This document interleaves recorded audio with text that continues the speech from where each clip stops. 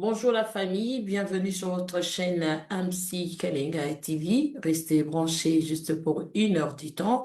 Nous avons notre sous-thème aujourd'hui qui est le premier Adam.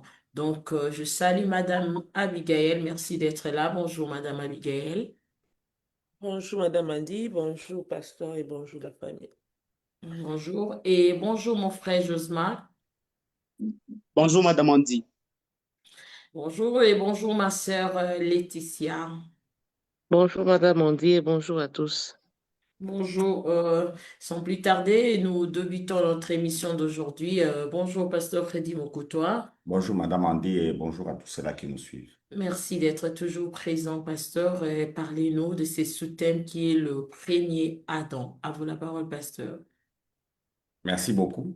Je salue tout en passant ma collègue à partir de l'Afrique du Sud qui a posé les questions que beaucoup de gens se posent par rapport à l'homme quand nous disons qu'Adam était pratiquement pécheur. Et elle m'a donné les textes de Romains, chapitre 5, pour nous faire comprendre que la Bible atteste que le péché est entré dans le monde. Alors, je lui ai répondu clairement que c'est une autre doctrine, la doctrine du péché, qui va arriver après cette doctrine. Et nous allons comprendre. Donc, après cette doctrine, nous ferons la doctrine des anges et après, nous ferons la doctrine du péché parce qu'on va aller graduellement selon que les choses ont apparu dans le monde. On saura c'est quoi le péché. Quand nous disons que l'homme, Adam, était pécheur, ça va se comprendre. Mais déjà, dans cette émission, en parlant du premier Adam, nous parlerons effectivement de cet homme Adam. Certains éléments vont répondre aussi à sa question. Comment le péché est entré dans le monde, bien qu'on n'est pas encore dans la doctrine du péché, mais en parlant de l'homme, on va comprendre certaines de ses suggestions par rapport au texte qu'elle a lu. Alors aujourd'hui, particulièrement, nous parlons du premier Adam. On a lu les textes de 1 Corinthiens 15, la fois dernière, qui nous a dit que le premier Adam était une âme vivante, ou bien il était devenu une âme vivante. Aujourd'hui, on va y aller graduellement avec ce premier Adam. Et l'émission prochaine, qui sera la dernière par rapport à l'anthropologie biblique, on parlera effectivement du second Adam. Donc aujourd'hui, nous parlons du premier Adam avec toutes ses parties. Et l'émission prochaine, on va clôturer avec l'anthropologie biblique en touchant au second Adam. Et comme ça, je me rassurerai que nous sommes dans le temps parce qu'il nous reste 6 mois pour terminer l'année et nous aurons encore pratiquement 6 doctrines ou 7 doctrines à refaire. C'est un peu beaucoup, mais on va y aller d'une manière graduelle. Alors, si on peut nous lire Genèse 2, on va gagner en temps parce qu'aujourd'hui, on va un peu beaucoup lire.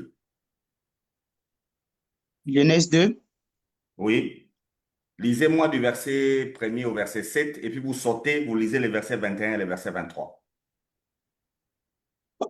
verset 21, je lis. Non, non, commencez au Ainsi verset fut, premier. Commencez au verset vers- premier jusqu'au verset ok, 7. 1 à 7, et puis vous sautez, vous lisez 21 à 23. d'accord. Ainsi furent achevés les cieux et la terre, et toute leur armée. Dieu acheva au septième jour son œuvre qu'il avait faite, et il se reposa au septième jour de toute son œuvre qu'il avait faite. Dieu bénit le septième jour, et il le sanctifia parce qu'en ce jour, il se reposa de toute son œuvre qu'il avait créée en la faisant. Voici les origines des cieux et de la terre quand ils furent créés. Lorsque l'Éternel Dieu fit la terre et les cieux, aucun arbuste des champs n'était encore sur la terre, et On peut aucune s'arrêter herbe d'abord des là. champs. On peut s'arrêter là parce qu'il y a un Ok. élément bibliologique qu'il faut expliquer. Avant d'arriver au verset 4, on dit que Dieu a achevé sa création et s'est reposé le septième jour, n'est-ce pas? Mhm. Mais quand nous arrivons au verset 4, qu'est-ce que vous lisez? Voici les origines des cieux et de la terre quand ils furent créés. Au fait, celui qui ne comprend pas bien la chose ou bien qui lit mal va se poser une question. Dieu a achevé de créer. Comment on commence encore à parler de la création, n'est-ce pas? En fait, quelqu'un peut se poser ce genre de questions. Non, c'est une explication que Moïse veut nous donner. Au chapitre 1er, il nous a parlé de comment Dieu a créé pendant 6 jours. Et comment le 7e jour, il se repose au début du chapitre 2. À partir du verset 4, Moïse veut maintenant expliquer. Dans la création de Dieu, il veut expliquer certaines choses. Vous comprenez? Et les choses qu'il va expliquer, il y en a qui ont été créées au 3e jour, au 4e jour, ainsi de suite. Vous voyez ce qu'il va expliquer? Donc, il veut nous expliquer la création. Maintenant, les théologiens nous disent qu'il y a une tradition hébraïque de la création, c'est le chapitre 1. Et qu'il y a aussi une tradition sumérienne de la création, c'est celle qui vient au chapitre 2. La tradition hébraïque se repose sur la parole. C'est ce que Jean nous ramène dans son évangile. Au commencement était la parole était avec Dieu et la parole était Dieu. Vous comprenez? C'est-à-dire tout ce que Dieu fait, il le fait par la parole. Mais la tradition sumérienne nous présente Dieu qui crée en utilisant les matériels. Vous comprenez? Mais c'est toujours la création qui s'est faite par la parole. Mais avec la tradition sumérienne, on nous explique d'une manière matérielle comment Dieu l'a fait. Parce que quand Dieu a dit, créons l'homme à notre image, Dieu a fait quelque chose. Il ne s'est pas limité à parler, il a aussi agi. Donc ici, ce n'est pas une nouvelle création, c'est une explication. Alors Moïse a avec lui deux traditions, la tradition hébraïque et la tradition sumérienne. Et pour ceux-là qui se posent des questions, comment Moïse, qui n'était pas là au commencement, a parlé des choses du commencement, il a écrit. Au fait, Moïse avait une tradition. À l'époque, il n'y avait pas l'écriture, mais il y avait la tradition orale. Est-ce qu'on se comprend? Moïse avait des informations sur la tradition orale, et comme il est d'origine hébraïque, mais ayant fait des études chez les Égyptiens, il avait les deux traditions avec lui. Il y a la tradition hébraïque qui est totalement orale et la tradition sumérienne qui avait des écrits. Et comme lui a déjà étudié, il avait les deux traditions et il les a placées dans son inspiration. Est-ce qu'on comprend? Oui, oui. On peut évoluer. Ça, c'est une explication que je voulais vous donner. Chapitre 5. Lorsque Non, non. l'Éternel Dieu fit la terre, Verset 5.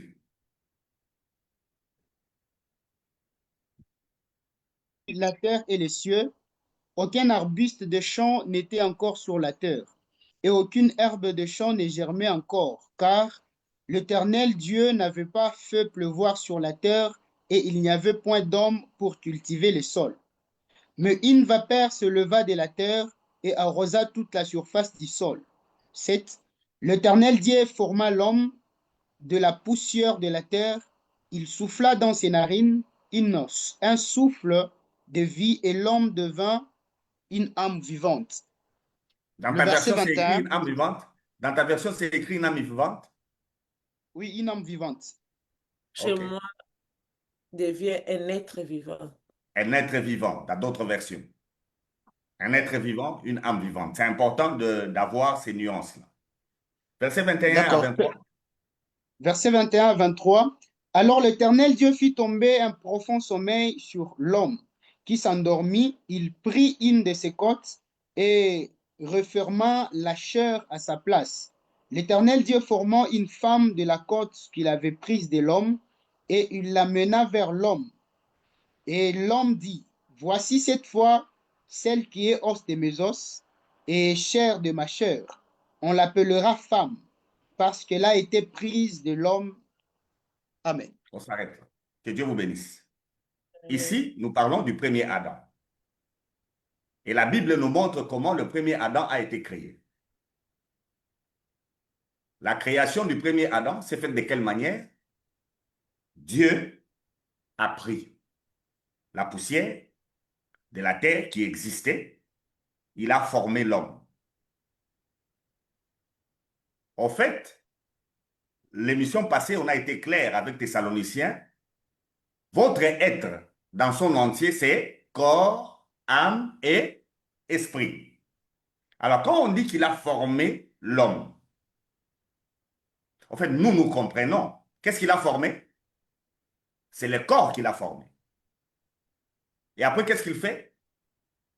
Le souffle. Il souffle dans le corps qu'il a formé avec la terre. Il a soufflé dans ce corps, c'est-à-dire il a placé son esprit. Vous connaissez, nous avons fait la pneumatologie. Nous savons c'est quoi le souffle. Le souffle, c'est l'esprit, n'est-ce pas? C'est une erreur de penser qu'en ce moment-là, Dieu a placé le Saint-Esprit. Non, ce n'est pas le Saint-Esprit en ce moment-là, c'est l'esprit que Dieu a placé. Il a placé son souffle, son esprit. Et quand il place son esprit, la Bible nous dit que l'homme est devenu un être vivant, mais dans sa version, c'est clair. Il est devenu une âme vivante. C'est ce que Paul a repris pour nous expliquer dans 1 Corinthiens, le chapitre 15. Donc, les trois parties de l'homme font partie des éléments utilisés par Dieu pour la création de l'homme. Mais il y a deux parties qui existaient. La terre existait, Dieu l'a utilisée pour former l'homme.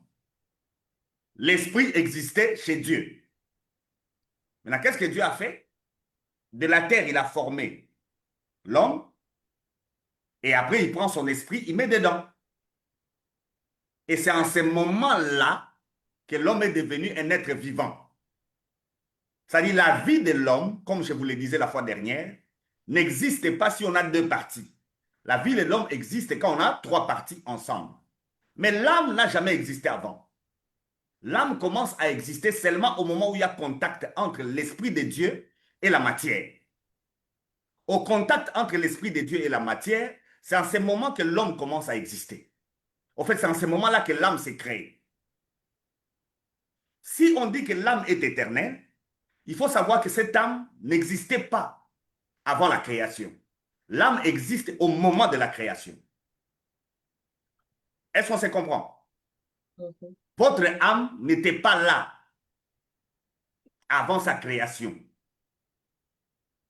Votre âme existe le jour où il y a eu contact entre l'Esprit de Dieu et pour nous, ce n'est plus la terre prise comme ça, c'est une fonction qui s'est faite dans l'homme quand il y a contact entre la cellule que l'homme donne et la cellule que la femme donne, quand il y a contact entre les spermatozoïdes et l'ovule. À ces contacts-là, quand il y a fécondation, c'est en ce moment-là que Dieu fait quoi? Il place son esprit, et quand il place son esprit, votre âme commence à exister.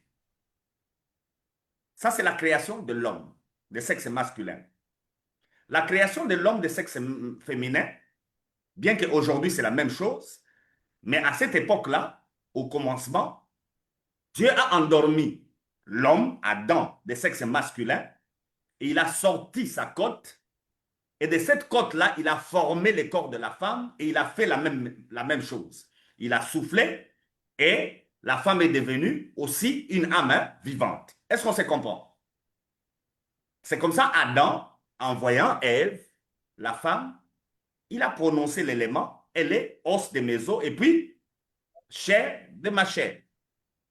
Voilà ce qui s'est passé à la création de l'homme. Et voilà ce qui se passe jusqu'à aujourd'hui pour que l'homme existe. Et chaque homme qui existe est une création de Dieu. Chaque homme est une créature de Dieu. Pourquoi? Parce que chaque homme a les trois parties avec lui. C'est comme ça, dans Genèse 1, on a dit, il les a créés hommes et femmes. Donc, tout homme est créé par Dieu. Il n'y a pas d'homme créé par Satan. Il n'y a pas d'homme qu'on prend chez les magiciens. Ça n'existe pas. Quand vous voyez un homme, sachez-le que c'est une créature de Dieu. Les hommes ne sont que des créatures de Dieu, pas autre chose. Et les hommes ont des sexes. Il y a celui qui a le sexe masculin et puis il y a celui qui a le sexe féminin. Et il n'y a que les hommes qui ont trois parties avec des sexes. Il n'y a aucune autre créature avec ça. Je peux m'arrêter là et on continue. Merci au pasteur. Je ne sais pas parmi nous s'il y a quelqu'un qui qui a une question à propos de ce que le pasteur venait de parler tout à l'heure. Madame Abigail? Bon, pasteur, j'ai compris, mais je voulais savoir les versets qui disent que non, que les fils de Dieu qui sont descendus, ils sont s'accoupler avec les hommes. J'ai oublié Les Oui, encore. les filles des filles hommes. des hommes. Les filles des hommes, les fils de Dieu là, dans ce qu'on disait, ils avaient aussi le corps, esprit, les âmes où c'était l'esprit. Parce qu'on dit que ce sont les anges qui sont descendus s'accoupler avec les... On fera la doctrine sur les anges et vous allez comprendre certains éléments pour qu'on gagne en temps. Mais ce qui est à retenir ici, c'est que Dieu a créé l'homme de sexe masculin et puis l'homme de sexe féminin. Alors, s'il y a rapport sexuel, il s'agit de quoi? L'homme et la femme. Il s'agit de l'homme et de la femme. Donc, ce qu'on attend, pasteur, qu'il y a des maris de nuit, des femmes de nuit existent, bibliquement parlant. Quand il s'agit de l'homme, il doit avoir un sexe. Donc, si vous avez un mari de nuit, donc c'est un homme qui vient la nuit. Il ne vient pas la journée. Donc, c'est vraiment un homme que vous pouvez toucher. Il vient quand? La Il nuit. vient la nuit. Et c'est lui votre mari de De nuit. nuit. Si vous avez une femme de nuit, c'est une femme qui vient à quel moment? La nuit. Qui vient seulement la nuit. Vous pouvez les toucher. Vous pouvez les voir. Comme Adam a vu, il a dit, celle-ci est os de mes os et puis chair de ma chair. Donc, un mari de nuit ne peut pas être spirituel. Il doit être physique. Donc, en vous entendre parler, ça veut dire que ça n'existe pas. On arrivera avec la doctrine des anges. Au fait, c'est la doctrine des anges qui pose problème. Il y en a qui pensent que les anges peuvent coucher avec des hommes. Parce Il y en a qui que pensent ça, que les anges peuvent coucher avec les hommes. C'est le texte que Mme Abigail venait de toucher de Genèse 6. Aujourd'hui, on va aussi y toucher un peu, mais pour parler de l'esprit de l'homme. Mais si vous avez un mari de nuit, sachez-le, c'est un mari vraiment, mais qui vient la nuit. C'est un Euh, homme. pasteur, nous saluons Madame Joël qui pose une question et demande, de nos jours, certains hommes de sexe masculin disent qu'ils se sentent femmes. D'où vient cette confusion? Ça aussi, c'est un autre problème. La Bible est claire. Dieu a créé l'homme Adam de sexe masculin et puis il a créé l'homme Ève de sexe féminin. Alors comment quelqu'un qui a un sexe masculin va se sentir femme? Ou bien quelqu'un qui a un sexe féminin va se sentir homme? Donc il y a un problème d'anthropologie biblique. Il faut connaître l'anthropologie biblique pour savoir et être heureux d'être un homme et puis être heureux d'être une femme. Bref, c'est l'ignorance. Les gens ne savent pas que c'est Dieu qui a créé. Et ils ne connaissent pas pourquoi Dieu crée. L'émission passée, je disais, le fait d'être un homme, il faut déjà se sentir heureux et dire comme David, je te bénis parce que tu m'as fait une créature merveilleuse. Le fait d'être un homme. Yes. Parce que c'est la seule créature qui a trois parties et qui peut vivre éternellement. La seule. ben, j'espère que vous avez dit quelque chose. Il a dit yes. Ah, d'accord. Donc, il n'y a plus de questions sur ça. Pasteur, je pense qu'on n'a plus de questions. Je salue mon frère Masséa qui est entré. C'est d'elle. Oui, mon frère d'elle, oui, je sais. Mm. Que Dieu vous bénisse. Amen. Amen.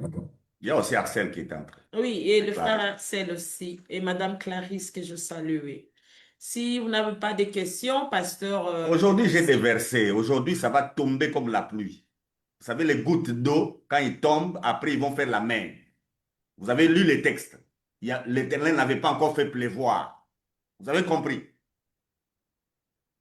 L'Éternel n'avait pas, mais aujourd'hui, on va faire pleuvoir les versets pour expliquer l'anthropologie biblique, parce que ça pose problème. Beaucoup de gens ont l'anthropologie, mais ils n'ont pas l'anthropologie biblique. Ils ont d'autres anthropologies.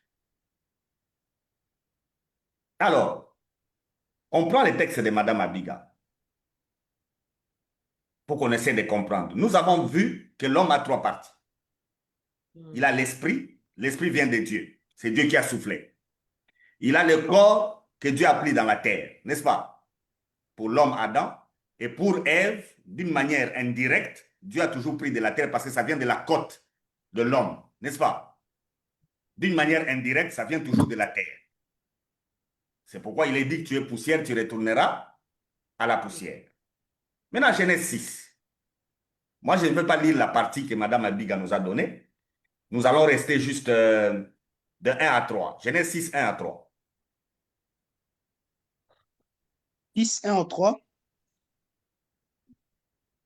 Lorsque les hommes eurent commencé à se multiplier sur la face de la terre, et que le filles leur furent nées, le Fils de Dieu virent que les filles des hommes étaient belles, et ils en prirent pour femmes parmi toutes celles qu'ils choisirent. Alors l'Éternel dit, mon esprit ne restera pas à toujours dans l'homme, car l'homme n'est que chair, et ses jours seront de 120 ans. Dieu limite la durée de la vie de l'homme sur la terre à 120 ans. Parce qu'avant ces textes, les hommes vivaient jusqu'à 900 ans. Dieu limite. Parce qu'il y a beaucoup de gens qui pensent que si tu meurs à 15 ans, c'est une malédiction. Si tu meurs à 6 ans, c'est une malédiction.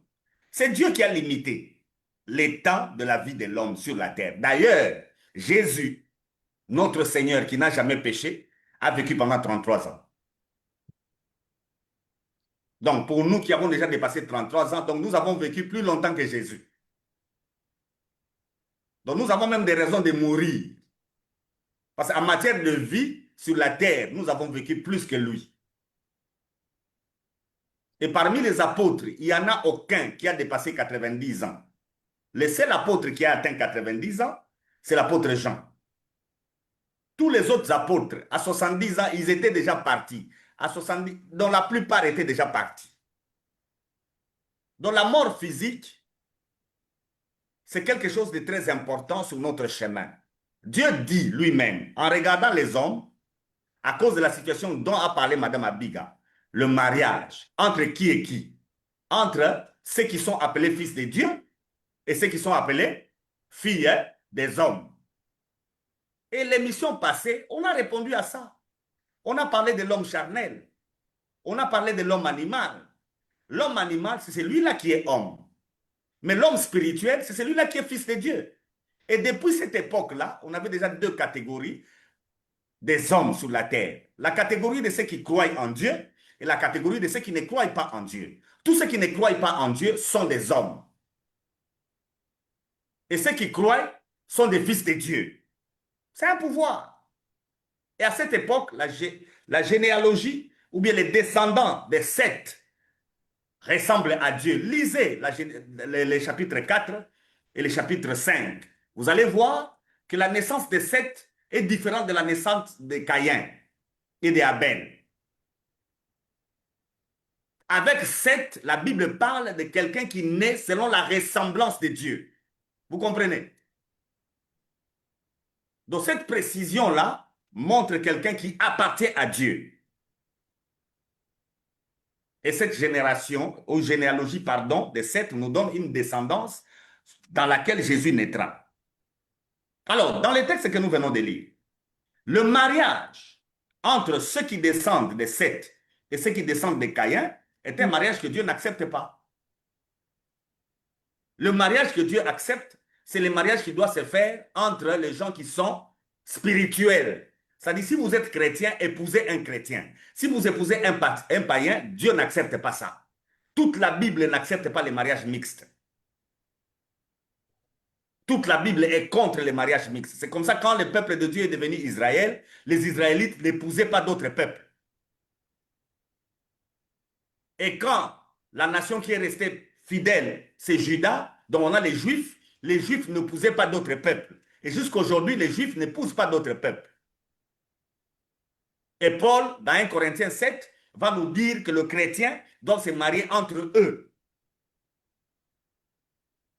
Pas en dehors. Donc le mariage en dehors, c'est celui-là que Dieu refuse. Mais voilà, à cause des questions de mariage, Dieu dit que son esprit, parce que c'est lui qui a placé l'esprit, n'est-ce pas? Son esprit ne va pas traîner longtemps dans l'homme. Il y a des versions qui disent que son esprit ne va pas lutter avec l'homme. Vous comprenez? Parce que l'homme sera toujours orienté vers Amen. le mal. Et il précise, il n'est que chair. Donc il y a une réalité dans l'homme, appelée la chair, qui est confondue avec le corps. Beaucoup de gens, quand ils lisent la chair dans la Bible, ils ont tendance à penser que c'est le corps. Oui, il y a des versets tels que le verset de Genèse, quand il dit chair de ma chair, il s'agit vraiment du corps. Mais il y a d'autres versets qui parlent d'une réalité mauvaise qui est dans l'homme. Cette réalité mauvaise-là, c'est la chair, c'est-à-dire c'est une nature qui n'est pas le corps. Et cette nature, même Adam l'avait. Et c'est cette nature qu'on appelle le péché. Ça existe dans l'homme, même si l'homme ne pêche pas, en termes d'actes. Et à cause de ça, Dieu dit que son esprit ne va pas traîner. Bref, quand Dieu retire l'esprit, c'est pour ton avantage. Parce que tant que ton esprit est dans ton corps, il y a une lutte, il y a une guerre. Dieu ne veut pas que tu restes dans la guerre. S'il veut t'épargner de la guerre, il retire seulement l'esprit. Alors il faut le bénir si ton esprit est retiré. Si on devait prier, nous tous, on doit dire à Dieu, retire nos esprits. Ça serait la meilleure des prières. Mais comme nous avons la mission à faire sur la terre, nous choisissons de rester. Mais s'il n'y avait pas la mission, la prière maintenant, ça serait retire nos esprits. Nous n'allons pas prier comme Élie. Lui, il disait à Dieu, tue-moi, comme si Dieu peut tuer. Dieu ne tue pas. Dieu retire l'esprit. On s'arrête encore là. Là, je vous ai fixé par rapport à l'esprit. Je peux ajouter même un texte. Lisez-moi Colossiens 5. Galates, pardon. Prenons Galates d'abord. Galates 5, 16, 17. Galates 5, 16, 17. Oui. J'ai dit donc, marchez selon l'esprit et vous n'accomplirez pas le désir de la chair. Car la chair a des désirs contraires à ceux de l'esprit et l'esprit en a des contraires à ceux de la chair. Ils sont opposés Voilà. entre eux afin que vous ne fassiez point ce que vous voudriez. Amen. Voilà. Il y a une réalité quand Dieu crée l'homme. Dans l'homme, il y a la chair. Et la chair est opposée à l'esprit. Et ça se trouve dans l'homme. Et la chair, c'est le péché. C'est pourquoi Paul fait une recommandation. Il faut marcher selon l'esprit pour ne pas accomplir les désirs de la chair. Un autre problème, dans ce verset, les gens pensent que marcher selon l'esprit, c'est marcher selon le Saint-Esprit. N'est-ce pas? Oui, oui. Erreur. Il ne s'agit pas du Saint-Esprit. Il s'agit de l'esprit que Dieu a placé dans l'homme. Cet esprit vient de Dieu. Et c'est pourquoi dans Genèse 6, il dit que son esprit ne va pas traîner dans l'homme. Et il lui a donné 120 ans. Vous comprenez? Il y a une confusion là-dedans, pasteur. Allez-y avec la confusion. Donc, nous voulons la différence entre l'Esprit de Dieu et le Saint-Esprit. Non, non, l'esprit de l'homme. Et l'Esprit de l'homme que Dieu a mis. Ouais. Vous avez dit qu'il a soufflé son esprit Oui, oui. sur l'homme. Cet esprit-là appartient à l'homme. Ce n'est plus l'Esprit de Dieu. Ça vient de Dieu, mais ça appartient à l'homme. l'homme. Cet esprit-là existait avant la fondation du monde. C'est pourquoi dans la doctrine du salut, vous allez entendre que Dieu vous a connu avant la fondation. Qu'est-ce qu'il a connu? Votre âme? Mon esprit. Non, parce que votre âme va exister le jour de votre création. Votre corps? Non, parce que votre corps va exister le jour où on le forme. Quelle est la partie de votre personnalité qui existait avant? Mon esprit. C'est votre esprit. L'esprit. Et ce n'est pas le Saint-Esprit. En réalité, à l'homme, c'est l'esprit. Quel esprit? En réalité, à l'homme, ce n'est pas le Saint-Esprit. C'est l'Esprit de Dieu, le souffle qu'il a placé dans Adam. Et Jésus. Vraiment. Donc, en vous, il y a une partie de Dieu. C'est pourquoi dans toutes les nations du monde, Même si vous ne prêchez pas l'évangile, vous allez sentir que les gens ont tendance à chercher Dieu. N'est-ce pas? Cette tendance à chercher Dieu vient d'où? De l'esprit de l'homme. De l'esprit qui est dans l'homme, parce que cet esprit vient de Dieu. Mais parce que quand nous mourrons, quel est l'esprit que Dieu retire? Son esprit à lui, l'esprit qu'il a placé en vous. Et le Saint-Esprit, il va où? Oh, le Saint-Esprit, c'est son esprit à lui. On a déjà étudié le Saint-Esprit. Le Saint-Esprit, c'est Dieu lui-même. Mais il Pasteur, habite c'est en nous, non? l'esprit avec le Donc, on petit a deux E esprits. qu'on précise On dans va la y Bible. Là. arriver.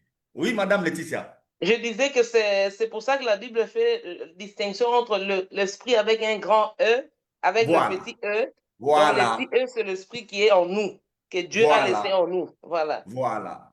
OK. Le Saint-Esprit dans la Bible, on le met toujours avec un E majuscule. Ouais. Mais votre esprit à vous, l'esprit de l'homme est toujours avec un esprit minuscule. Minuscule.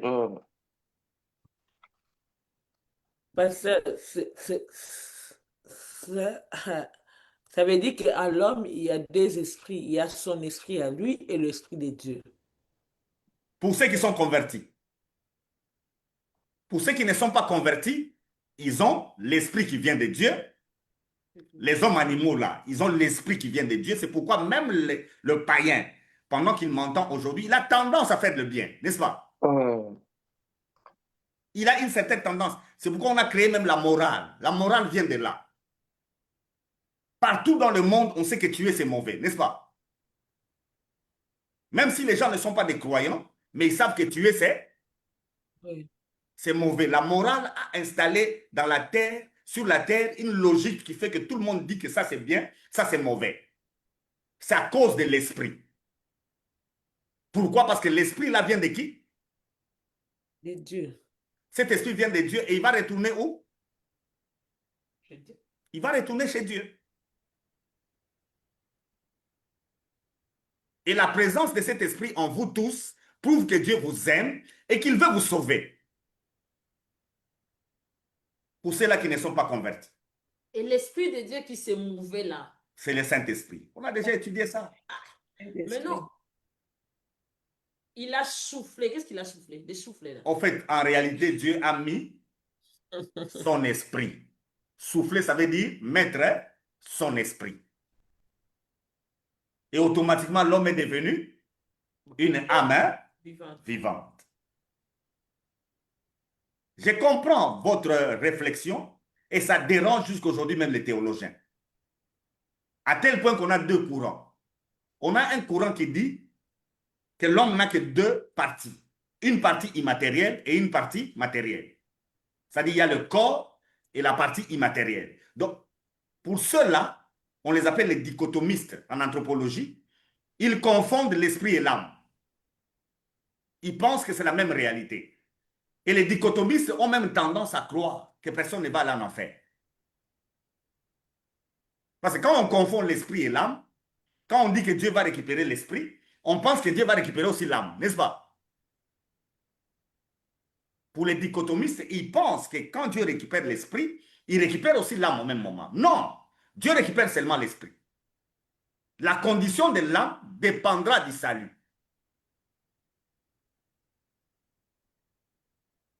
Je reste un peu calme. Je vous laisse parler. À vous la parole. Ok, Chief. Donc, ici, dans ma version, dans Galates, que nous venons de lire, le terme esprit est écrit avec le E majuscule. Oui, Donc, il y a des marcher selon versions. l'esprit. Il y a des versions où on met E majuscule. Mais il y a plusieurs versions où c'est minuscule. L'esprit qui est Maintenant, là. quand on dit, Oui. quand on dit Allez-y. encore que le fruit de l'esprit, sont le fruit de l'esprit de Dieu, du Saint-Esprit, ou le fruit de l'esprit de l'homme. Vous voyez, il y a dans Galates 5 les désirs de la chair. On a énuméré les désirs de la chair, n'est-ce pas? Et quand on arrive au verset 22 de Galates 5, on dit le fruit de l'esprit. Là, il tourne maintenant vers le Saint-Esprit. Ok. Dans les mêmes textes. Il va tourner maintenant vers le Saint-Esprit. Mais dans l'homme, la guerre n'est pas entre le Saint-Esprit et la chair. La guerre est entre l'esprit de l'homme et la chair qui est dans l'homme. C'est ça la guerre. Même chez les païens, cette guerre-là est toujours là. Un païen, quand il agit mal, pourquoi il se reproche? Pourquoi il se reproche? Pourquoi il regrette? Lui qui n'a aucune connaissance de l'évangile, aucune connaissance de la parole de Dieu, mais pourquoi il va regretter quelque chose qu'il a fait? C'est l'Esprit de Dieu. Parce qu'en lui, il y a l'esprit qui est venu de Dieu. Enlevons esprit de Dieu parce que ça vous embrouille. Parce que quand on dit esprit de Dieu, vous avez tendance à penser directement au Saint-Esprit. Il y a l'esprit qui est venu de Dieu.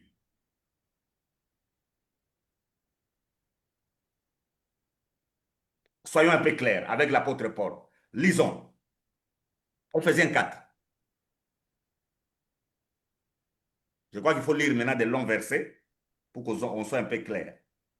J'ai Éphésiens 4, besoin du verset 22, mais lisez du verset 17 et je vais vous arrêter. Commençons au verset 17. verset 17. Voici donc ce que j'ai dit et ce que je déclare dans le Seigneur. Vous ne devez plus marcher comme le païen qui marche selon la vanité de leurs pensées. Ils ont l'intelligence obscurcie, dont ils sont étrangers à la vie de Dieu, à cause de l'ignorance qui est en eux, à cause de l'endurcissement de leur cœur. Ayant perdu tout sentiment, ils se sont livrés au dérèglement pour commettre toute espèce d'impureté, jointe à la cupidité. Mais vous, ce n'est pas ainsi que vous avez appris Christ. Si du moins vous l'avez entendu, et si conformément à la vérité qui est en Jésus, c'est en lui que vous avez été instruits à vous dépouiller par rapport à votre vie passée du vieil homme qui se corrompt par les convoitises trompeuses. Ouais.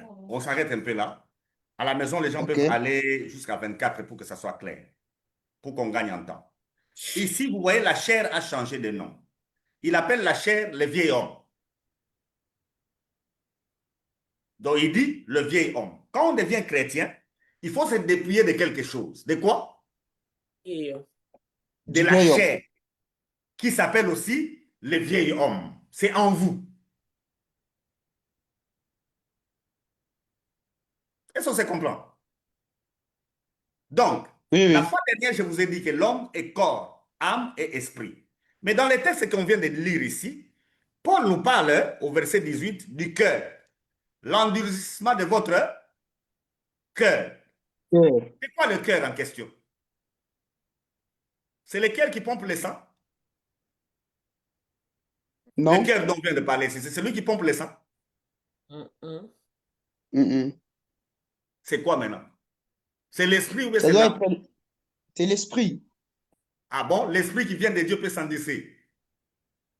c'est l'âme. Genèse 6, Dieu vient de dire qu'il ne laissera pas son esprit traîner dans l'homme, parce que son Dans esprit ne l'homme. peut pas s'endurcir. Il va le récupérer parce qu'il ne veut pas que son esprit traîne dans l'homme. Donc il ne s'agit pas de l'esprit. Le cœur qui est ici, c'est quoi? De l'âme. Ah bon? Corps, la Vous chair. voyez, vous dites être l'homme, mais vous ne connaissez pas l'homme. Lisez-moi Ézéchiel. Ézéchiel 18, le verset 20. Ézéchiel 18, le verset 20. 18, le verset 20.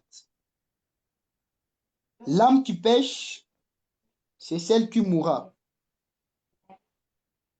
Dites-moi, est-ce que là où on dit le cœur qui s'endurcit, là, il s'agit de l'âme? Pas de l'âme. D'ailleurs, il y a un texte clair. C'est le texte de Jérémie. Prenons-le. Jérémie 17. Jérémie 17.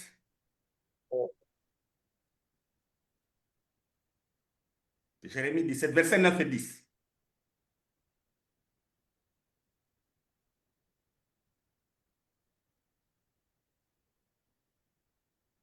Jérémie 17, 9 et 10. Ouais. Le cœur est tortueux par-dessus tout, et il est méchant.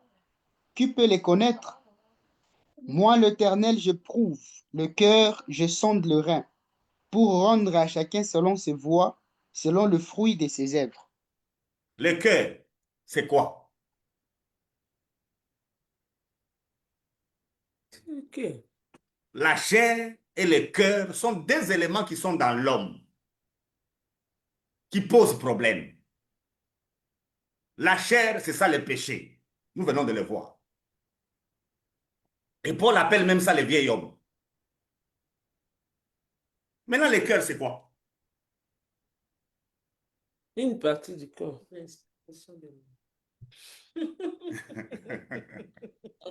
Et toutes les anthropologies qui existent dans le monde ne traitent pas de ça parce qu'ils ne connaissent même pas ça.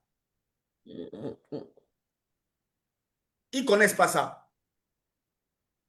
Il n'y a que l'anthropologie biblique qui va vous présenter ça. À part la nature pécheresse qui est dans l'homme, l'élément dans l'homme qui peut lui permettre de faire le jugement, de filtrer les informations qu'il reçoit, cet élément-là qui est dans l'homme, qui est le centre même de la vie de l'homme, cet élément-là, on dit qu'il est tortueux. C'est-à-dire, si quelque chose de mauvais entre en vous, l'élément qui doit vous aider à filtrer est déjà comment? Est déjà mauvais.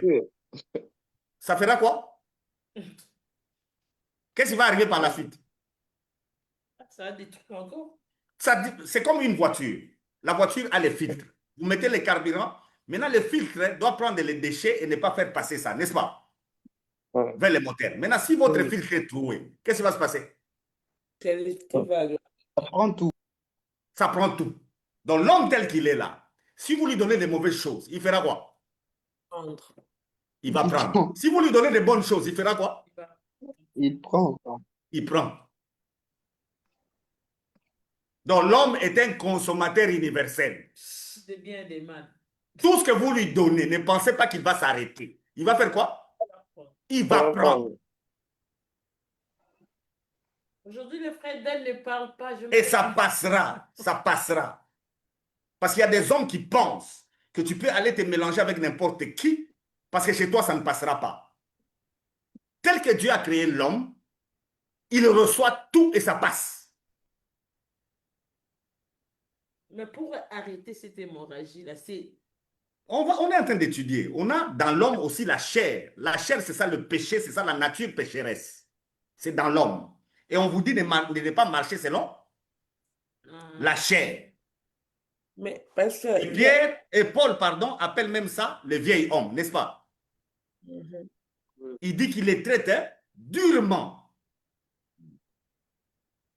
Vous voyez déjà que avec l'anthropologie biblique, qui est ignorée à l'Église, toutes nos prédications sont fausses.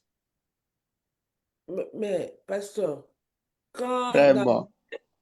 dans 1 Corinthiens, là où Paul est en train de dire que non, chez vous, au milieu de vous, il y a des péchés qui ne se trouvent pas parmi les païens. Lorsque le Messie avait pris la femme de son père. Non, Oui, allez-y. c'était ça, je pense. Ou Non, là-bas, c'est une autre question. Là-bas, c'est aussi un autre problème. Lorsque la personne s'est convertie, mais qui avait plusieurs femmes, parce que ici on parle de l'homme animal, lorsqu'on dit l'homme animal et l'homme spirituel ne peut pas être ensemble, comme vous avez dit, sur le mariage. Mais dans les cas des l'épître de Paul, ce que Paul avait dit, qu'est-ce qu'ils vont faire? Ils vont se séparer parce qu'il n'y a pas une relation entre eux, ou ils resteront ensemble. Parce que ce qu'on a appris, ils doivent rester ensemble. La question de 1 Corinthiens 7 est totalement différente de 1 Corinthiens 6. Il s'agit de notre problème là-bas. Il s'agit d'une question de morale et une question sociale qui n'a rien à voir avec ce que nous disons. Mais c'est arrivé pourquoi? C'est arrivé parce qu'on ne connaît pas l'homme. Si on connaît l'homme, ce genre de comportement, on ne les aura pas. Parce que c'est par désir charnel que cet enfant a pris la femme de son père, n'est-ce pas? C'est par un désir charnel. Ce n'est pas parce qu'il a compris la grâce, il a compris qu'en Christ, nous n'avons plus de péché. alors il peut faire ce qu'il veut. Non, tout est permis, mais tout n'est pas utile. Or, le cœur de l'homme est tortueux. La nature du cœur de l'homme, ce filtre-là qui est en vous. Parce qu'il y a des gens qui pensent qu'il peut affronter le mal, il va le surpasser. Sache-le que toute mauvaise compagnie corrompt les bonnes mœurs. Il faut faire attention avec ce que vous écoutez. Parce que votre nature va faire passer tout. Vous n'avez pas une nature qui filtre. Maintenant, toutes les mauvaises choses que vous faites entrer en vous, ça va nourrir quelqu'un. Vous savez que ça va nourrir qui? Hein? Non. Il y a un autre problème. L'âme de l'homme, c'est ce qui appartient à l'homme. C'est le siège de votre intelligence. C'est le siège, c'est pourquoi il parle du renouvellement de l'intelligence. Il parle de l'instruction. Au niveau de votre âme, vous avez votre intelligence. Au niveau de votre âme, vous avez votre volonté. Au niveau de votre âme, vous avez vos émotions. Au niveau de votre âme, vous avez le choix. Pardon, la volonté, j'en avais déjà parlé. Au niveau de votre âme, vous avez les émotions, vous avez l'intelligence, vous avez les pensées au niveau de votre âme. Parce que votre âme, c'est votre identité. C'est la seule chose qui appartient à l'homme. La preuve, les textes que nous venions de lire en Ézéchiel 18, il nous dit, l'âme qui pêche, c'est celle qui mourra. Mais est-ce qu'on a dit le cœur qui pêche? Non, non. Le cœur est déjà mauvais. Est-ce qu'on a dit la chair qui pêche? La chair Non. est déjà péchée. Le problème dans l'homme, c'est au niveau maintenant de l'âme. C'est ce qui s'est passé avec Adam et Ève. Ils ont la nature pécheresse, mais au niveau de l'âme, il n'y avait pas encore de problème. C'est quand ils ont mangé les fruits qu'au niveau de l'âme, ils ont eu quoi? Problème. La connaissance et la conscience du péché, ils ont commencé à avoir honte. C'est comme ça, un enfant, quand il reste nu, ça ne lui dit rien. Mais quand il grandit, à un certain âge, le même enfant qui restait nu devant tout le monde ne veut plus. N'est-ce pas? Qu'est-ce qui a changé en lui? Il y a une conscience. C'est la conscience et la connaissance au niveau de l'âme. Alors, un autre problème, c'est le problème du corps. Le corps est tiré de la terre et la terre est maudite. Est-ce que le corps peut être sauvé? Non. Est-ce que l'esprit de l'homme peut se perdre? Non. Est-ce que le corps peut être sauvé? Donc le corps va aller en enfer, l'esprit va aller chez Dieu. Nous restons avec l'âme. Maintenant, l'âme a un problème. L'âme qui est là a un cœur qui est totalement mauvais. Et l'âme a aussi une chair qui est totalement pécheresse. Maintenant, l'âme doit travailler.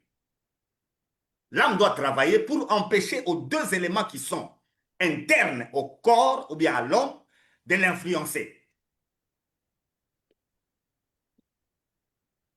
L'apôtre Paul nous montre des exemples. Lisez-moi Romains 6:6.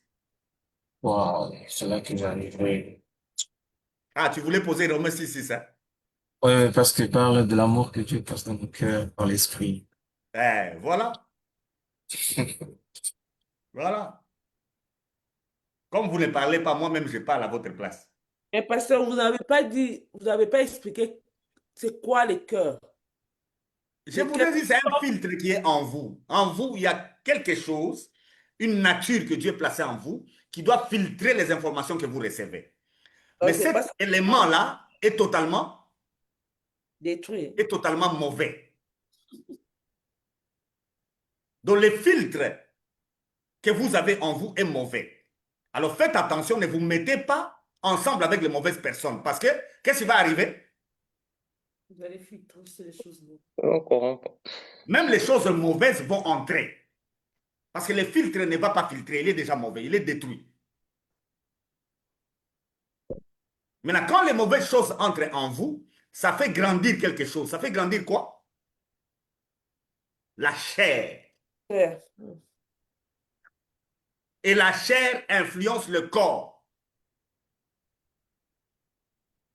La chair pousse le corps à poser des actions.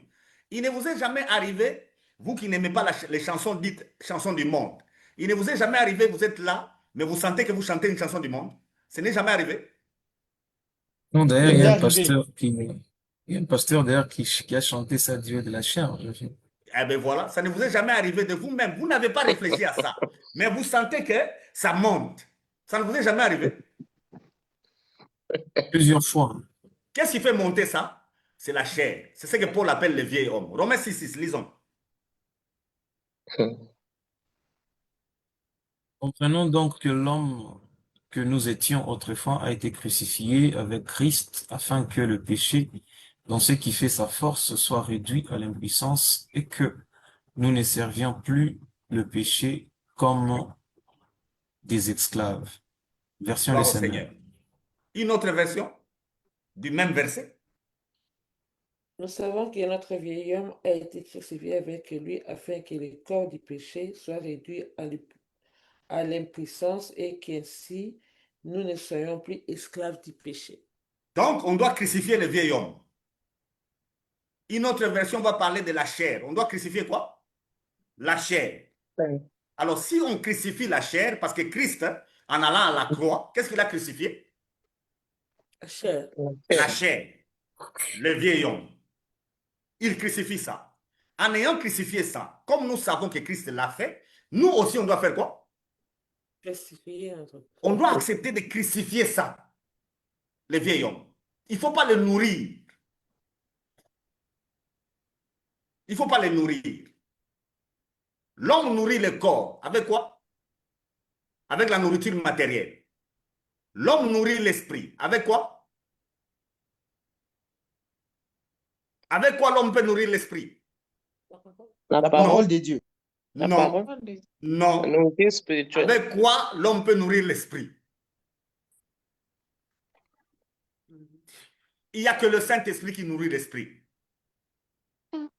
Si quelqu'un n'a pas le Saint-Esprit, son esprit ne sera jamais nourri. C'est lui qui n'a pas le Saint-Esprit ne peut pas connaître les choses de l'esprit, n'est-ce pas? Parce que il faut les connaître par l'esprit. Pourquoi sert les jeûnes et prières, pasteur? Parce que là, on À dit rien. qu'on nourrit l'esprit. À Oh, oh. rien. Par rapport à l'esprit, ça ne sert à rien. Par rapport à la Ah chair, bon? Ça sert par rapport à votre corps. Le jeûne, c'est par rapport à votre corps. Oh. L'objectif, c'est quoi? c'est bien pour la santé. Non, l'objectif, c'est empêcher au corps de développer les désirs de la chair que Paul appelle le vieil homme. La fatigue qu'on a là. Vous comprenez? Hmm. Mais comment? On vient de lire dans les textes, quand nous étions encore des païens, en étant païens, notre corps était géré par la chair, n'est-ce pas? Quand on s'est converti, qu'est-ce qu'on fait de ça? Il faut crucifier ça. Il faut mettre ça à la croix. Lisons encore un texte qui est un peu plus clair. Colossiens 3, versets 9 et 10. Regarde aussi s'il y a des questions. Je peux pas voir. Non, il n'y en a pas. Colossiens 3, versets 9 et 10.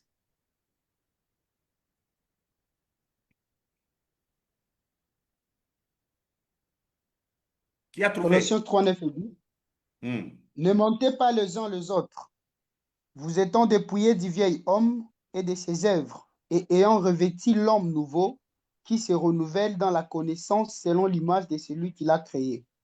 Vous voyez? Donc, il y a un vieil homme en nous. Et ce vieil homme ne vous quitte pas. C'est ça la chair. Même si vous êtes converti, vous gardez avec vous quoi? Vieil. La chair, le vieil homme, ça fait partie de la nature humaine. Alors, il faut éviter de nourrir la chair. Fredel veut parler. Fredel, vous posez une question? Non, je peux pas. Ah, d'accord, d'accord. Frère Arcel? Ah oui, une question, Chief. C'est-à-dire, au regard de ce que vous venez de nous enseigner par rapport à l'homme, c'est-à-dire même au sein d'une église, si une personne, par exemple, ayant la vocation de servir Dieu parvenait à commettre des forfaits qui sont bizarres. Donc, nous devons comprendre cela facilement sans pour autant en faire un problème. Vous comprenez déjà. Vous commencez à comprendre l'homme. C'est là où il est venu la question, qu'est-ce que l'homme? Vous pouvez vous retrouver face à l'homme le plus saint parmi vous, mais il commet quelque chose que vous ne pouvez pas imaginer. N'est-ce pas? Oui, Je vous donne deux hommes, Saül et David. Dans notre église, qui sera un bon frère? c'est ça. Il n'a jamais pris la femme de quelqu'un. Il n'a jamais volé chez quelqu'un. Il n'a jamais tué quelqu'un. Saül. Mais il a été rejeté. Pourquoi? Ce n'était pas le choix de Dieu. Vous savez pourquoi? Elle a dit parce qu'elle n'était pas le choix de Dieu. Vous dites parce qu'il n'était pas le choix de Dieu.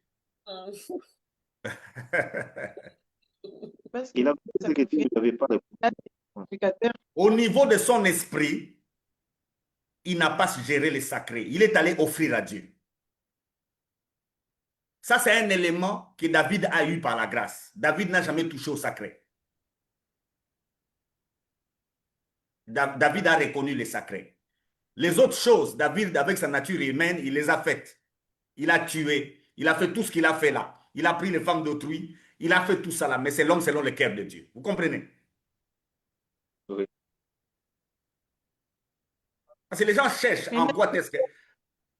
David, Dieu lui a fait cette grâce de ne pas combattre. Oui, Maintenant, par rapport au pain de proposition, ce n'était pas sacré. est-ce que le pain de proposition, c'était interdit par rapport à la grâce? David était au niveau de la grâce. David a compris la grâce avant que Jésus meure à la croix. David a vu Jésus à la croix avant que Jésus meure à la croix. Psaume 22. Mais parce que C'est David qui a écrit Eloi, Eloi, lama sabachthani. C'est lui qui a écrit. David a vu Jésus assis à la droite de Dieu avant que Jésus meure. Ça, c'est une réalité purement spirituelle. Est-ce que vous comprenez ça? David a atteint ça. Et c'est pourquoi c'est l'homme selon le cœur de Dieu. Et tout ça, c'est par grâce. Parce que ça veut dire seulement que notre Dieu avait le regard sur David par rapport à Saül. On va Parce- parler du salut. On y arrivera. Mais je parle de nos églises parce qu'il a posé la question si un pasteur, si un évêque commet des choses bizarres, on ne doit plus s'énerver. Je lui ai répondu oui. Oui. Yeah. Il faut comprendre juste que c'est un enfant dans la foi. Il ne sait pas traiter durement le Son vieil corps. homme. Il ne sait pas se dépouiller de son vieil homme. Comment on fait pour se dépouiller du vieil homme? C'est pourquoi la mission, c'est aller faire des disciples. Qu'est-ce qu'on doit discipliner? Oh, Qu'est-ce qu'on doit discipliner? La chair. la chair, non? Pas la chair. Qu'est-ce qu'on doit discipliner? La chair reçoit la nourriture. Venant d'où? Du corps. La chair, ce n'est pas le corps, madame. Ne faites pas cette confusion. La chair, c'est le vieil homme qui est en vous. Le corps, c'est ça. Maintenant, on doit discipliner le corps ici. Quand vous le disciplinez, vous ne donnez plus la nourriture à la chair va devenir petite. Elle ne saura plus vous influencer. Vous comprenez? Je vous donne quelque chose à faire. Quand vous étiez dans le monde, vous aimiez beaucoup une chanson. Faites quelques jours ici, écoutez beaucoup cette chanson-là. Et venez me dire ce qui va se passer après. Tu vas commencer à monter tout le monde.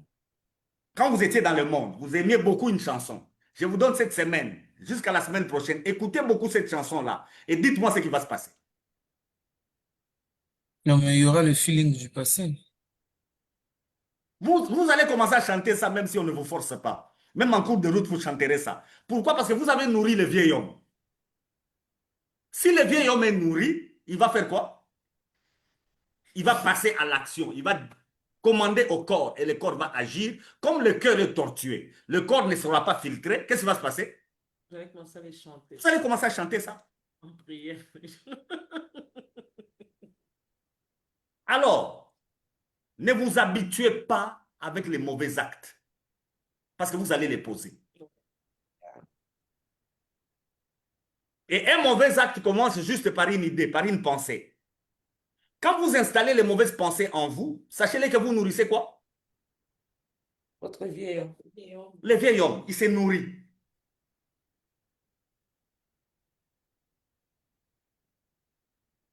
La mission, c'est les disciples, là, c'est faire des disciples. Un disciple, on le discipline.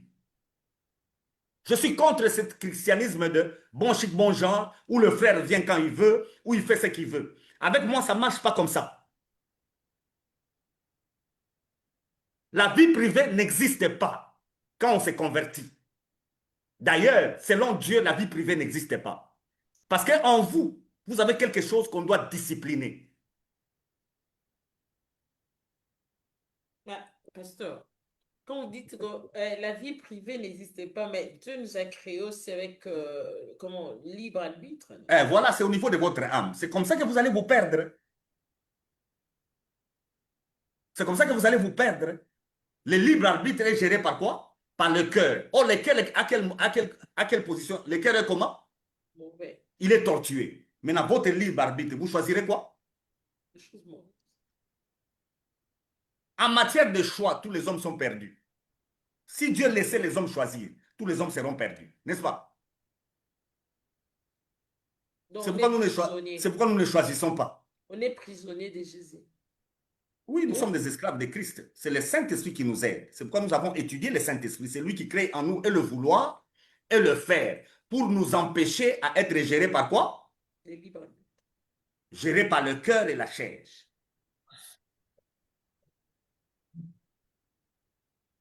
Une église sans discipline, c'est une église avec des chrétiens charnels.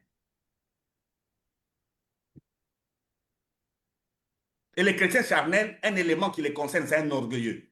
Il ne parle que de lui, moi, moi, moi. Et c'est pourquoi dans ces églises-là, les témoignages, c'est lui qui parle. Je me suis marié. C'est ça les témoignages.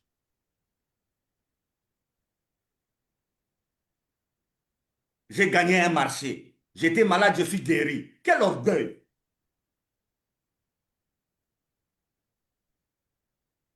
L'église n'est pas un endroit où on parle de vous. L'église est un endroit où on parle de Christ.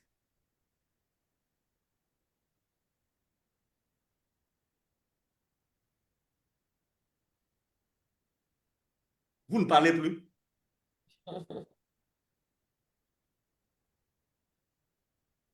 Parlez que je vous écoute.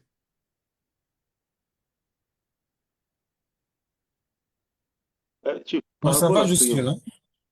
vous venez d'expliquer combien, en faisant des disciples, il faut discipliner. Mais maintenant, comment discipliner Disciples. les vieux hommes en question pour que ces vieux hommes n'aient pas cet accès-là de se reconstituer ou bien de se reproduire? C'est quoi d'abord le vieil homme? Avant votre conversion, vous aviez des informations. Est-ce que ces informations-là concernaient Dieu? Non, non. Quand vous vous convertissez, ces informations-là disparaissent? Non. Elles sont toujours avec vous. Maintenant, quel est le travail que vous faites avec l'évangile, avec la parole de Dieu? Vous avez parlé de la parole de Dieu. La parole de Dieu concerne l'âme. C'est au niveau de l'âme que nous introduisons la parole pour que le renouvellement de l'intelligence s'opère. Et quand vous recevez les instructions de la parole de Dieu, je suis là en train de parler aux médecins qui sont en train de nous suivre. Ils ont l'anthropologie autre. Maintenant, ce que je dis peut contredire ce qu'eux, ils connaissent, n'est-ce pas? Oui. Maintenant, qu'est-ce qu'ils doivent faire? Si un psychologue est en train de m'entendre maintenant, là, il peut dire que les choses que j'ai dit contredisent sa psychologie, n'est-ce pas? Oui. Maintenant, mon cher psychologue, qu'est-ce que tu dois faire maintenant? Crois à ce que moi j'ai dit. Parce que c'est ce qui est écrit dans la Bible. Tu vas passer au renouvellement de l'intelligence et tu vas comprendre. Par exemple, vous avez une maladie où le médecin vous dit que vous allez mourir. Le médecin a étudié votre corps, il a vu que le corps est en train de mourir. Mais moi, j'ai dit que vous êtes guéri. Vous allez croire à quoi? À la guérison. Si vous avez le renouvellement de l'intelligence, vous allez dire que le médecin a menti. Bien que le corps atteste que ce que le médecin dit est vrai, mais vous allez croire à ce que je dis. Et vous verrez la guérison. Maintenant, comment discipliner l'homme? C'est simple. Chacun de nous a ses faiblesses sur lesquelles le maître doit travailler. Jésus est avec ses disciples. Il dit à tous ses disciples, je serai pour vous un sujet de scandale, vous allez m'abandonner. Qui lui répond? C'est Pierre qui lui répond. Qu'est-ce que Pierre dit? Quand tout le monde va t'abandonner, moi je vais rester. Jésus les regarde. Il lui dit, le coq n'aura pas chanté, que toi tu vas me régner combien de fois? 3 fois. Pierre insiste, il dit, je ne vais pas t'abandonner. Jésus les laisse. Qu'est-ce qui va arriver? Pierre va régner Jésus. Mais à la résurrection, quand Jésus est avec Pierre maintenant, il lui dit, tu vois, le diable te réclame, moi j'ai déjà prié pour toi. Maintenant, il entre dans la discipline, il dit, est-ce que tu m'aimes plus que tout le monde? Qu'est-ce que Pierre a répondu? Je le sais. C'est que je t'aime. Ça devient maintenant, c'est toi qui sais toutes choses, tu vois. Ce n'est plus moi, hein. Ça devient, c'est Jésus qui sait.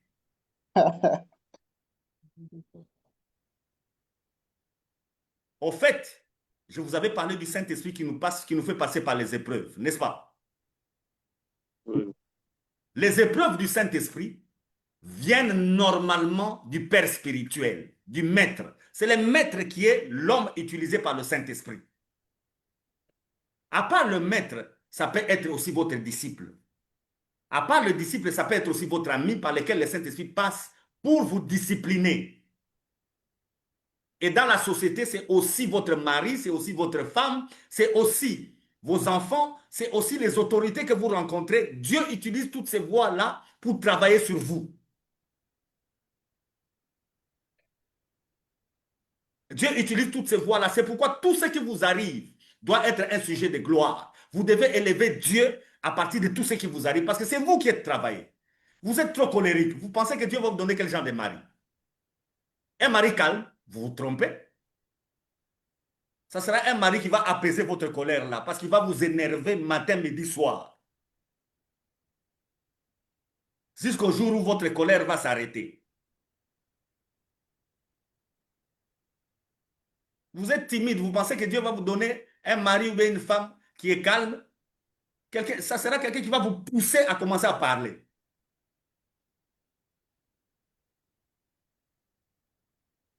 Et dans toutes ces choses, nous donnons gloire au Seigneur parce que c'est le vieil homme qui doit être traité durement. Il ne faut pas dire, moi j'ai grandi comme ça. Moi j'ai grandi dans un milieu où on ne parle pas. Non, dans l'église on parle. Mais pasteur, c'est comme j'ai entendu dire que même si nous nous convertissons, mais notre caractère reste le même. Oui, notre caractère reste le même, mais c'est pourquoi on va les travailler. Si, mais si ça reste le même, même si nous les travaillons, ça ne change pas. En fait, ce n'est pas le caractère qui reste le même. Le tempérament reste le même. Mais les caractères, on va les changer. Mais on ne va pas changer votre tempérament. Avec le corps, nous avons 4 tempéraments dans le monde. Parmi nous, il y a des gens qui sont sanguins. Parmi nous, il y a des colériques. Parmi nous, il y a des flegmatiques. Est-ce que vous comprenez? Et parmi nous, il y a les mélancoliques. C'est pourquoi quand vous vous retrouvez face à un frère qui est mélancolique, qui pleure à tout moment, laissez-le pleurer.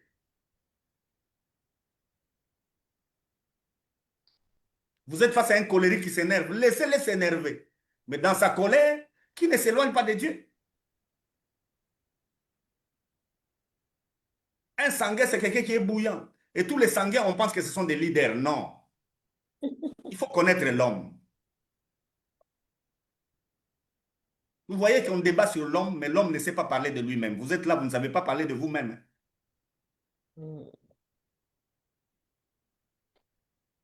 Nous attendons déjà vers la fin de notre mission d'aujourd'hui, pasteur. Oui. Donc, nous vous laissons avec de dernières questions. Je salue tous les amis. Non, lisons quand même Luc 9, parce qu'il y a question de l'âme. L'âme vous appartient. Lisons quand même Luc 9, parce qu'on a lu ici que l'âme qui paie, c'est celle qui mourra. N'est-ce pas? Oui.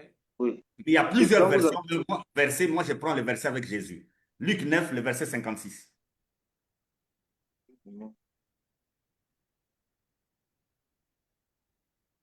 Car le Fils de l'homme est venu, non pour perdre les âmes des hommes, mais pour le sauver. et ils allèrent dans un autre bourg. Jésus explique que le Fils de l'homme n'est pas venu pour faire quoi? Pour perdre les âmes des hommes. Parce qu'on lui a demandé de faire quoi? Lisez au-dessus. Lisez quand même au-dessus. Qu'est-ce qui est écrit? Verset 54. Les disciples Jacques et Jean, voilà cela, dirent Seigneur, veux-tu que nous condamnions que le feu descende du ciel et les consume? Oh, Jésus tourna vers eux et dit, On a demandé le feu pour consumer qui? Les Samaritains qui n'ont pas reçu Jésus. On a demandé d'invoquer le feu pour les consumer. Maintenant, qu'est-ce que Jésus dit? Le Fils de l'homme n'est pas venu pour faire quoi? Perdre les âmes. En matière d'âme, Dieu a envoyé Jésus-Christ mourir à la croix pour que toutes les âmes soient sauvées. Dieu n'est pas d'accord avec les âmes qui se perdent. Ça ne sera jamais la joie chez Dieu quand une âme est en train de se perdre. L'enfer, c'est pour les âmes. L'enfer, c'est pour les âmes. Ne soyez pas du côté des dichotomistes qui confondent les deux parties, qui lient l'âme avec l'esprit. Non, Dieu ne prendra pas l'âme. Dieu prendra l'esprit. Mais si la personne est convertie, la présence du Saint-Esprit fait que le Saint-Esprit mélange l'âme avec l'esprit. Il les met ensemble. Les jours où on prend l'esprit, l'âme aussi partira. Vous comprenez? Mais sans le Saint-Esprit, il y a une différence entre l'âme et l'esprit. Quand Dieu prend son esprit, l'âme reste. Et c'est ça la mort de l'âme. Maintenant, tuer le corps pendant que la personne n'est pas sauvée, c'est tuer aussi l'âme. Est-ce que vous avez compris? Ouais. Tuer le corps pendant que l'âme n'est pas encore sauvée, c'est tuer aussi l'âme. Or, Jésus est venu pour faire quoi? Pour ne pas perdre les âmes, pour les sauver. Maintenant, vos prières, où vous invoquez le feu, sur vos tantes, sur vos oncles, sur les présidents, sur les ministres, sur les gens, vos prières, c'est à l'église où on est en train de pousser les gens à haïr d'autres hommes. L'église. Je suis désolé avec ça. Est-ce que vous connaissez l'homme? Et vous savez pourquoi Dieu a créé l'homme? L'homme a la nature mauvaise, oui. L'homme a la nature pécheresse, oui. Mais c'est pourquoi Jésus est venu mourir à la croix pour le sauver.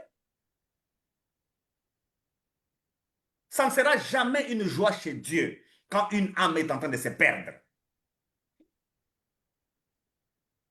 L'effet dévorant. On a invoqué ça aussi dans la Bible. Ah, lisez le contexte. On va parler du salut. Vous verrez c'est quoi. Quand on dit que Dieu est un fait dévorant, vous verrez. Mais Jésus vient de refuser de faire descendre le feu, n'est-ce pas? À ce que Jésus refuse de faire, vous à l'église, vous le faites. Vous dites que vous êtes disciples de Jésus, n'est-ce pas? Chrétien, ça veut dire comme Christ. Christ a refusé de faire descendre le feu, mais vous, vous le faites descendre. boum. Et vous dites, vous êtes comme lui. Les démons, parce que Jésus aussi était face aux démons. on ne peut pas le faire descendre sur les Jésus aussi était face aux démons. Ces gens-là qui ont refusé à partir des démons. Jésus n'a pas fait descendre le feu. Jésus a été même face à Satan, n'est-ce pas? Au début de son ministère, il a fait descendre le feu. Non. C'est les feux. Ils dévorent. Donc, comprenons ce que nous voulons faire. Comprenons. Mes frères et sœurs, les hommes qui sont devant vous ont la chair. Ils ont le cœur qui est tortueux. Ils ont la chair qui les perd. Et vous pouvez les sauver en leur apportant la parole au niveau de leur âme. C'est ici aussi qu'il faut faire la différence entre le cerveau et Une question. l'âme. Oui. Pasteur, peut-être pour faire revenir un peu arrière. à ce que vous avez dit avant, j'aimerais savoir ce que vous pouvez argumenter ou donner comme argument sur la parole qui dit que Dieu a regretté d'avoir créé l'homme. S'agit-il, parce qu'au départ, nous avons que la création commence par l'esprit et aussi il y a eu maintenant le corps qui a été fait. Alors, Et c'est à la création du corps que l'âme existe. Mais l'esprit avant. Maintenant, ce regret-là, c'est sur le corps, sur l'âme ou sur l'esprit? Merci beaucoup. Le problème qui s'est posé, nous avons lu Genèse 6. C'était quoi le problème? Les fils de Dieu venaient se marier avec. Problème de mariage. Problème de mariage. Maintenant, le texte est clair. Est-ce qu'il s'agit d'un regret? C'est l'écrivain. Non. Est-ce qu'il s'agit d'un regret chez Dieu? On va interpréter le texte clairement. Dieu veut que l'homme vive éternellement. N'est-ce pas? Maintenant, s'il les laisse dans ce corps ici, l'homme peut vivre éternellement. Il y aura une lutte entre l'esprit de Dieu qu'il place dans l'homme, avec quoi? Avec la chair qui est dans l'homme, qui sera toujours tournée vers le mal. Alors, la position de Dieu, ce sera quoi? Il diminue le temps de la vie. Comme ça, il récupère son esprit. Maintenant, si cet homme-là est sauvé, il récupère aussi l'âme. Comme ça, il place l'homme dans l'éternité. Et dans votre Bible, qui est notre Bible, Dieu n'a passé de temps à regarder l'homme que pendant combien de temps? Pendant 6 chapitres. Genèse 1, 2, 3, 4, 5. Et au chapitre 6, Dieu a dit, il s'est repenti. Il a donné le dos à l'homme. C'est comme ça, l'émission prochaine, mon bien-aimé d'elle, on parlera du second Adam, l'homme que Dieu regarde. Avec le second Adam, Dieu est content et il vivra avec lui éternellement. La Bible ne s'arrête pas à ces repentis-là. La Bible a continué jusqu'au second Adam. Et le second Adam est regardé par Dieu. Il lui a dit, assis-toi, et c'est pour l'éternité. Donc le verset en question là, ce n'est pas un regret. C'est un détour. Et c'était parti du plan de Dieu. C'est pourquoi, quand il crée l'homme avec la chair et le cœur tortué, Dieu a dit que c'était très bon, n'est-ce pas? Yes. Ouais. Donc il est très bon que vous ayez la nature que vous avez là. Très bon. Parce que sans cette nature ici, Dieu n'allait pas envoyer Christ. Il a envoyé Christ à cause de cette nature. D'où la question de David, qu'est-ce qu'est l'homme, n'est-ce pas? Ouais. Parce que comment quelque chose de cette nature ici, Dieu peut l'aimer? Donc, en matière de salut, le Saint-Esprit n'est pas venu pour régler les problèmes de votre esprit, parce que votre esprit retournera chez Dieu. Le Saint-Esprit n'est pas venu régler le problème de votre corps. Parce qu'il y a des gens, à cause de la présence du Saint-Esprit, il veut que, comme il n'a pas beaucoup de cheveux, que les cheveux commencent à pousser. Qui n'a pas beaucoup de cheveux, tu resteras comme ça. Bénis l'Éternel parce que tu n'as pas beaucoup de cheveux. Il y a des gens qui pensent que parce qu'il a telle maladie, le Saint-Esprit est tenté, la maladie là doit finir. Non, il y a des maladies qui doivent rester comme ça. C'est pour votre avantage. Le Saint-Esprit est venu pour le salut de l'âme. C'est pourquoi nous avons la parole pour que l'âme grandisse, pour que l'âme apprenne, pour que l'âme soit disciplinée. Je vous avais dit, il faut faire la différence entre le cerveau et quoi? Et l'âme. Le cerveau ne reçoit que ce qu'on lui a appris. Mais le cerveau, c'est la voie par laquelle l'âme est touchée. C'est à partir du cerveau. Or, le cerveau appartient au corps. Est-ce que le cerveau peut vous aider à être converti? Parce que le cerveau appartient à votre corps. Ça peut vous aider? Non? Ah, vous voyez, hein? Et beaucoup de gens se fient à ce qu'ils ont appris avec le cerveau. Je viens de lire quelque part, quelqu'un a écrit, quand le ventre a faim, il informe le cerveau. Mais quand le cerveau est nul, il informe à qui? Il ne vous informe même pas. Vous ne saurez pas que votre cerveau a des problèmes. Il y a beaucoup de malades dans nos églises. Beaucoup. Surtout nos églises où pour prêcher, il faut crier. Les malades mentales. Oui, on a beaucoup de malades mentaux. Comment vous ne faites que crier? Est-ce que c'est normal que les gens se mettent toujours à crier? C'est normal? Surtout parmi nous les pasteurs, on a beaucoup de malades. Et quelqu'un dans notre pays a demandé à tout le monde d'aller au centre neuropsychologique. Et il a raison. La plupart qui sont allés là-bas ont été dépistés positifs. Mm. Parce qu'il faut faire la nuance entre l'âme et les cerveaux. Comment quelqu'un qui n'a pas étudié lit la Bible et il l'explique? Dieu lui-même, pour écrire sa propre parole, il n'a fait écrire sa parole que par les gens qui ont étudié. L'Ancien Testament, on a Moïse, on a Esdras. C'est des gens qui ont étudié. Le Nouveau Testament, nous avons Paul. Nous avons Luc. C'est des gens qui ont étudié. Mais c'est seulement aujourd'hui où dans nos églises, nous avons des gens qui n'ont pas étudié, mais qui enseignent la parole. Ah, on a des gens plus spirituels que Dieu. C'est ça.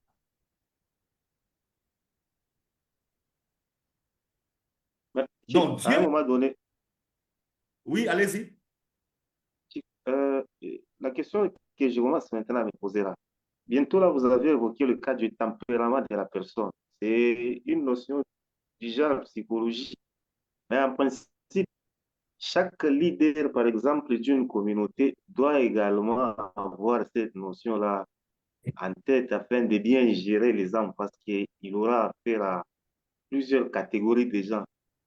Maintenant, par exemple, aujourd'hui, comment il y a ceux qui disent que c'est le Saint-Esprit qui les aide quand même à maîtriser l'Assemblée et autres, mais je sens que sans, par exemple, aussi la connaissance de l'aspect psychologique, ça sera aussi difficile de bien comprendre.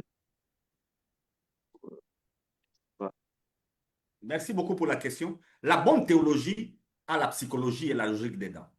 Si vous avez fait la théologie et qu'il n'y a pas eu la psychologie, c'est une fausse théologie, on vous a brûlé. Parce que les écoles bibliques ont tendance à suppléer la théologie. Non. Une école biblique, c'est autre chose. La théologie, c'est autre chose. L'homme que vous avez devant vous est un homme complet. C'est un homme politique, c'est un homme sociologique, c'est un homme biologique. Il faut le connaître. Il faut le connaître. Je me rappelle, on avait une sœur, malheureusement, elle nous a quittés. Elle a beaucoup travaillé, elle devait se marier. Elle s'appelait Claire. Elle a beaucoup travaillé parce qu'elle devait se marier pour gagner beaucoup d'argent. Et sa tête a pété. Elle est rentrée dans une dépression. On l'a amenée à l'église pour la prière par ses parents. Le pasteur a observé, il a dit non.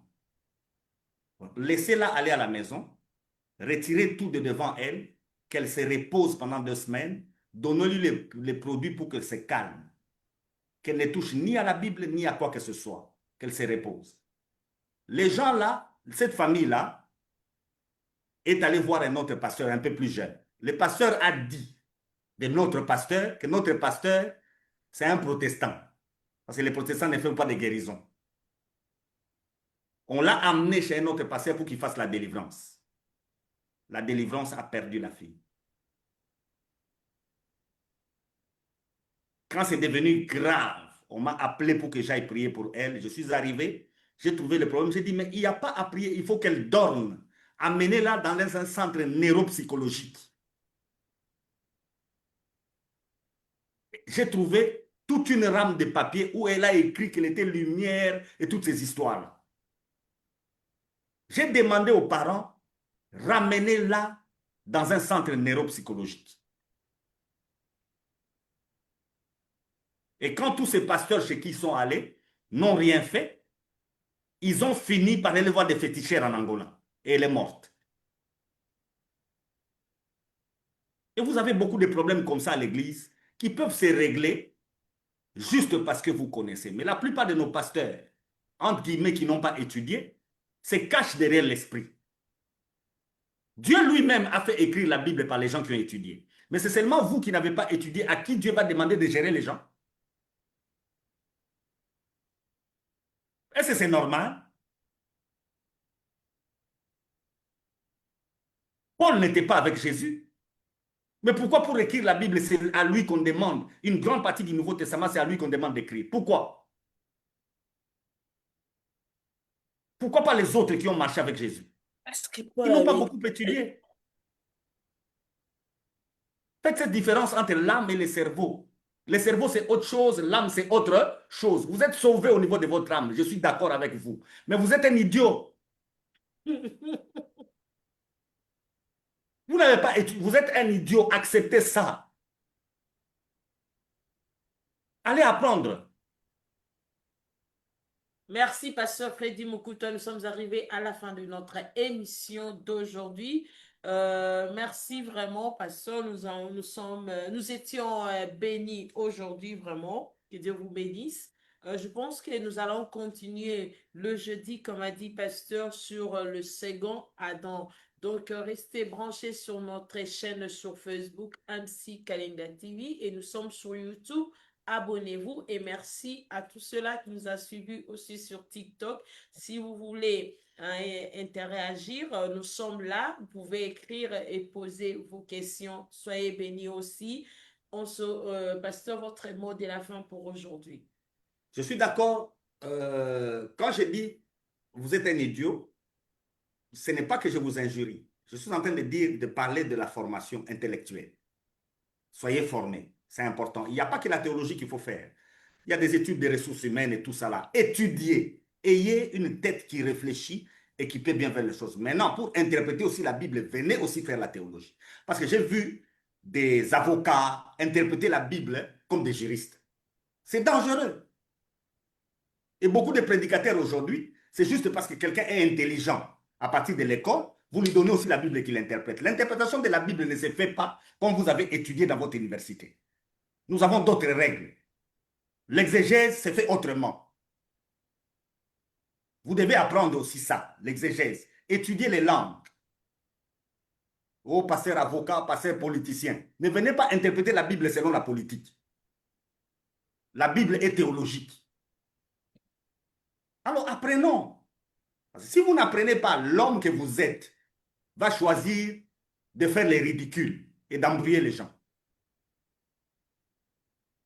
Merci beaucoup, Pasteur. Comme je disais, on se voit le jeudi à partir de 10h. Soyez bénis et merci à vous tous. On est ensemble, les familles. À la prochaine. Bye bye. Bye. Bye.